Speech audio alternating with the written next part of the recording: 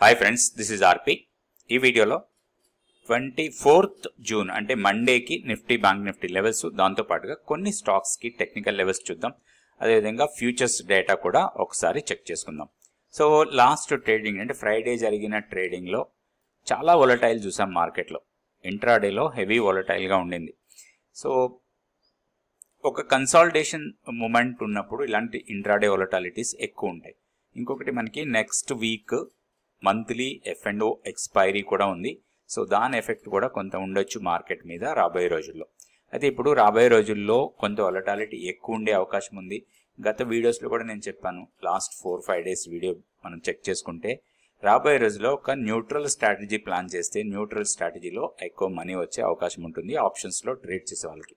అదే జరుగుతుంది. మీరు అబ్జర్వ్ చేస్తే 23,700 అప్పర్ సైడ్ అనుకుంటే లోయర్ సైడ్ 23,300. ఒక 400 పాయింట్స్ జోన్లోనే నిఫ్టీ చాలా రోజుల నుంచి ట్రేడ్ అవుతూ ఉంది. ఇది రాబోయే రోజుల్లో కూడా ఈ రేంజ్లోనే ఎక్కువగా ట్రేడ్ అవడానికి ఎక్కువ అవకాశాలు ఉన్నాయి. సో మన టెక్నికల్ లెవెల్స్లో పెద్దగా మార్పులు ఏమీ లేదు. మనం గతంలో అనుకున్న లెవెల్సే 23,520 ఒక టెక్నికల్ సపోర్ట్ అనుకున్నాం హైయర్ లెవెల్ నుంచి డౌన్కి వచ్చినప్పుడు. కాకపోతే లాస్ట్ ట్రేడింగ్లో అది బ్రేక్ చేసింది. ఇక్కడ మన నెక్స్ట్ లెవెల్ 23,385 ఆల్మోస్ట్ ఆ లెవెల్కి దగ్గరికి వచ్చి అక్కడి నుంచి బౌన్స్ అయింది. ఇప్పుడు కూడా ఇదే లెవెల్ మనకి సపోర్ట్ లెవెల్ లాగా ఉంటుంది 23,385 and higher side 23,700 resistance points లాగా ఉంటాయి. మన కీ లెవెల్లో ఎలాంటి మార్పు లేదు. 23,240 మన కీ లెవెల్ లాగానే ఉంటుంది. ఇవన్నీ కూడా పొజిషనల్ ట్రేడింగ్కి పనికొచ్చే లెవెల్స్. ఇంట్రాడే ట్రేడ్ చేసేటప్పుడు డిఫరెంట్ లెవెల్స్ ఉంటాయి. అదేవిధంగా ఈ లెవెల్స్ని కూడా మనం ఇంట్రాడే ట్రేడింగ్లో యూజ్ చేయొచ్చు. సో లోయర్ లెవెల్లో ఇంట్రాడేలో ఒక మంచి డైలీ సపోర్ట్ పాయింట్కి వస్తే మాత్రం అది ఒక బయింగ్ ఆపర్చునిటీ లాగా తీసుకోవచ్చు. సో హైయర్ లెవెల్లో మన రెసిస్టెన్స్ పాయింట్ దగ్గర ఇంట్రాడేలో లోయర్ టైం ఫ్రేమ్లో ఒక రిజెక్షన్ క్యాండిల్ వస్తే దాన్ని షార్ట్ పొజిషన్స్ కింద కూడా మనం ప్లాన్ చేసుకోవచ్చు. ఇది Nifty levels. And Nifty weekly complete అయింది. ఒక్కసారి మనం వీక్లీ చార్ట్ కూడా చూద్దాం. సో ఇది నిఫ్టీ వీక్లీ చార్ట్. లాస్ట్ వీక్లో చూస్తే హెవీ మూమెంటం లేదు. లాస్ట్ 2 వీక్స్ కూడా మనకి పెద్ద మూమెంటం లేదు. అయితే ఓవరాల్గా hire highs higher lows form అవుతుంది. సో ఓవరాల్గా పొజిషనల్గా ట్రేడ్ చేసే వాళ్ళకి ట్రెండ్ సైడ్ మాత్రం అప్ ట్రెండే కంటిన్యూ అవుతుంది. ఎందుకంటే ఆల్ మూవింగ్ యావరేజ్ పైన ఉంది అండ్ పివోట్ లెవెల్స్ కన్నా పైన ఉంది and higher highs higher lows form అవుతూ ఉన్నాయి క్యాండిల్స్టిక్ ప్యాటర్న్గా కూడా. సో కాబట్టి మనం బై అండ్ డిప్స్ మోడ్లోనే ఉండొచ్చు. సో ఇది bank Nifty daily candlestick chart. ఇక్కడ మనకి లాస్ట్ ట్రేడింగ్ బ్యాంక్ నిఫ్టీలో కూడా హై వొలటైల్ కనిపించింది మనకి లాస్ట్ ట్రేడింగ్ డే రోజు ఫ్రైడే జరిగిన ట్రేడింగ్లో. సో కాకపోతే ఒక hammer type of candle form అయింది. కాకపోతే లొకేషన్ కరెక్ట్ కాదు. ఎప్పుడు కూడా హ్యామర్స్ అన్నీ కూడా మనకి బుల్లిష్ లొకేషన్లో వస్తే అది మనకి చాలా యూస్ఫుల్ ఉంటుంది. బట్ ఇక్కడ మనం ఇన్వాలిడ్ కింద తీసుకోవచ్చు ఈ హ్యామర్ ఫార్మేషన్.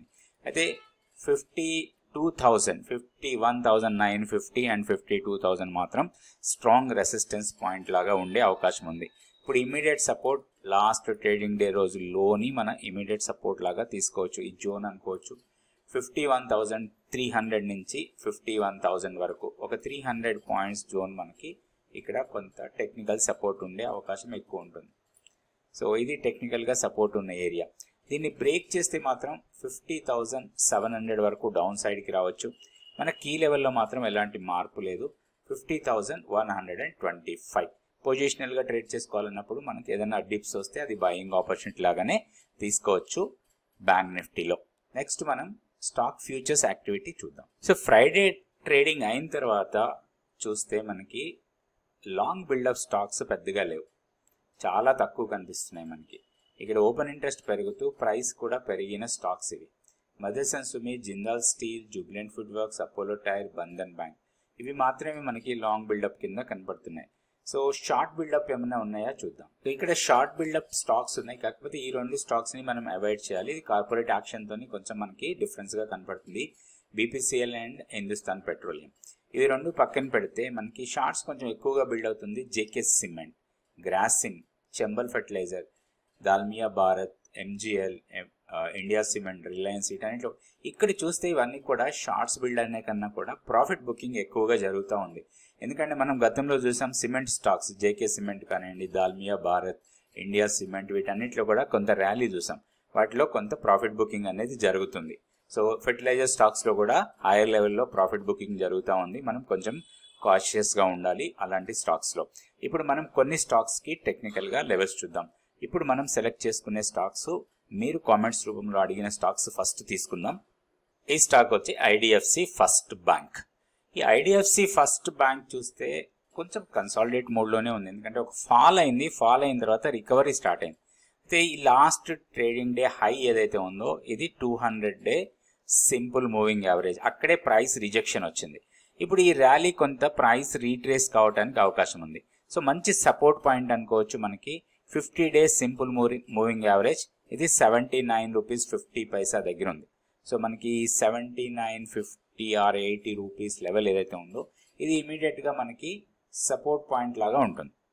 అండ్ అదేవిధంగా 78 రూపీస్, ఈ 78 రూపీస్ మంత్లీ పివోట్, అంటే మనకి ఒక 2 రూపీస్ జోన్, ఇది మనకి టెక్నికల్ సపోర్ట్ జోన్. ఈ లెవెల్ కన్నా పైన ఉన్నంత వరకు కూడా మనం భయపడాల్సిన అవసరం ఏం లేదు. ఇంకొకటి ఈ ఫాలింగ్ ట్రెండ్ లైన్ ఏదైతే ఉందో ఈ ఫాలింగ్ ట్రెండ్ లైన్ని బైసెక్ట్ చేసింది లాస్ట్ 2 డేస్ బ్యాక్. సో ఇది కొంచెం పాజిటివ్ మూమెంట్ రావడానికి అవకాశం ఉంది. అయితే ఒక సప్లై లెవెల్స్ ఉన్నాయి, ఆ సప్లై లెవెల్స్ దగ్గర మాత్రం కొంత ప్రైస్ రిజెక్షన్ రావచ్చు. ఒకటి ఇక్కడ ఉంది, తర్వాత దీని కింద కూడా ఒక సప్లై లెవెల్ ఉంది. సో ఇవి రెండు. సో 88-90 లెవెల్ దగ్గర మాత్రం స్ట్రాంగ్ రెసిస్టెన్స్ తీసుకునే అవకాశం కనపడుతుంది. ఇది క్రాస్ చేస్తే 92 వరకు వెళ్ళొచ్చు.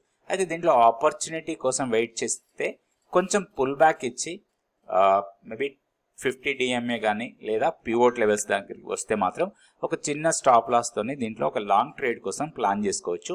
ఇది ఐడిఎఫ్సి ఫస్ట్ బ్యాంక్. ఈ స్టాక్ వచ్చి యాంజిల్ వన్, ఇది కూడా మీరు అడిగిన స్టాకే. అదే యాంజిల్ వన్లో కొంచెం డౌన్ టిక్ చూసాం మనం. ఓవరాల్గా మనం చూస్తే కంటిన్యూస్గా డౌన్ ట్రెండ్ కంటిన్యూ అవుతుంది. ఇక్కడ డౌన్ అయింది, తర్వాత అప్ సైడ్, మళ్ళీ డౌన్, మళ్ళీ అప్. ఇది చూసుకుంటే మనకి ఇక్కడ క్లియర్గా అర్థమవుతుంది. High, lower high, again lower high, low, lower low, lower. ఇట్లా lower highs lower lows form అవుతూ ఉంటే చార్ట్లో అది ఫర్దర్గా వీక్ అయ్యే అవకాశాలే ఎక్కువ ఉన్నాయి. ఇప్పుడు కపుల్ ఆఫ్ డేస్ నుంచి చూస్తే ఇక్కడ కన్సాలిడేట్ అవుతూ ఉంది. ఈ కన్సాలిడేట్ జోన్ని ఎటు బ్రేక్ చేస్తే అటు ట్రేడ్ చేసుకోవడానికి అవకాశం ఉంది. దీంట్లో ఒక అప్ సైడ్ మూమెంట్ రావాలంటే మాత్రం 200 డిఎంఏని క్రాస్ చేయాలి. 200 డిఎంఏ వచ్చి 2653 దగ్గర ఉంది. సో దాన్ని క్రాస్ చేస్తే కొంచెం పాజిటివ్ మూమెంటం రావచ్చు ఈ స్టాక్లో. అయితే కొన్ని రోజులు కన్సాలిడేట్ అయ్యే అవకాశాలు ఎక్కువ కనపడుతున్నాయి.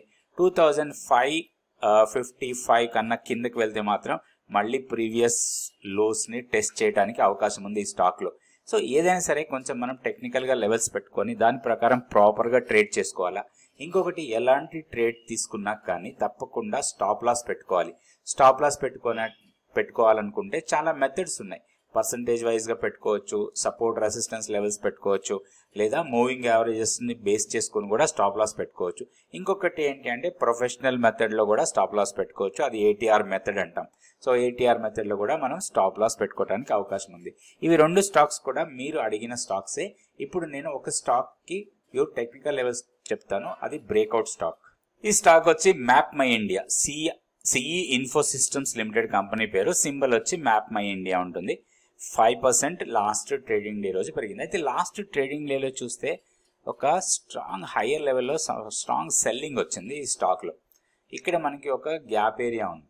సో మనం ఇక్కడ చూసుకుంటే ఇది గ్యాప్ ఏరియా. సో ఇక్కడ కన్సాలిడేట్ అయిన తర్వాత ఒక గ్యాప్తోని అప్ సైడ్కి వెళ్ళింది. దీని తర్వాత హైయర్ లెవెల్లో కొంత సెల్లింగ్ ప్రెజర్ వచ్చింది. ఈ స్టాక్లో ఒక ఆపర్చునిటీ కోసం మనం ప్లాన్ చేసుకోవచ్చు. సో ఈ స్టాక్ ఒక పుల్ బ్యాక్ ఇస్తే ప్రీవియస్ బ్రేక్అవుట్ లెవెల్ ఏదైతే ఉందో అది మనకి ఒక మంచి ఎంట్రీ పాయింట్ లాగా తీసుకోవచ్చు. So 2243 are 2300 level. సో ఇది మనకి ఒక లాంగ్ ఎంట్రీ కోసం ప్లాన్ చేసుకోవచ్చు. అయితే ఒకటి, ఈ లెవెల్ దగ్గర మనకి ఒక బుల్లిష్ క్యాండిల్ వస్తేనే తీసుకోవాలి, లేకపోతే తీసుకోవద్దు.